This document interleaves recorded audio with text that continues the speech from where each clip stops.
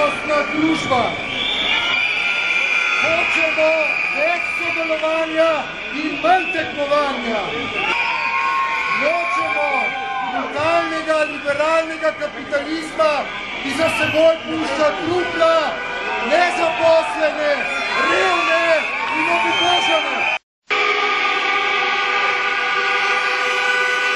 So legitimno zvoljeni, vzeli so si pravico v svoje roke, Opus zdaj stoji za njimi, strici iz ozadja v škrlatnih plaščih, zato štrajkam, za svoje vnuke.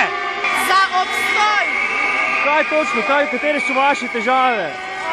Da zadržimo vsaj to, kar imamo, da ne izgubimo še tega, kar imamo. In seveda podpiram to stavko v vseh prizadevanjih, da bi sindikati uspeli, da ne bi bili taki varčevalni ukrepi, kot jih vlada pripravlja. Ampak če že morajo biti, naj bojo omiljeni, tako da bojo primerni za vse v javnem sektorju, predvsem pa v zdravstvu in predvsem za medicinske sestre, ki še vedno nismo dobili tistega, kar nam pravzaprav pripada. Vem, da je treba šparati, ampak ne morajo nas pa toliko vsega nam pobrati. Vem, da je v gospodarstvu hudo, pa da trpi.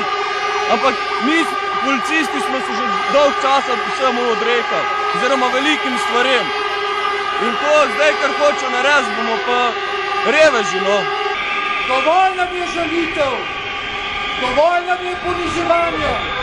Hočemo pravičen dogovor, ki bo temeljil na dogovoru vseh nas. Že tega ne bo.